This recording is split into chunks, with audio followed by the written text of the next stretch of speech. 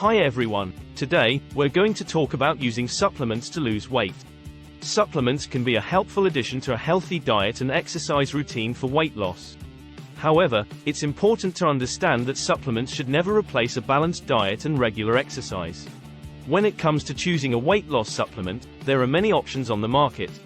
It's important to do your research and consult with a healthcare professional before starting any new supplement regimen. Some popular weight loss supplements include green tea extract, Garcinia cambogia, conjugated linoleic acid, CLA, protein powders.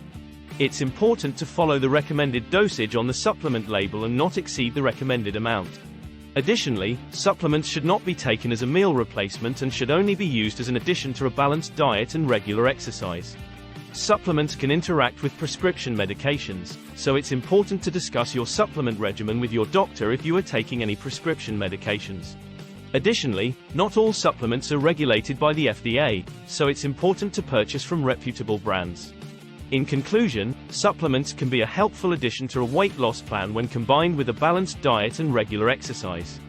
However, it's important to do your research, consult with a healthcare professional, and follow the recommended usage to ensure safety. Thank you for watching and stay healthy. And don't forget to like and subscribe for more videos.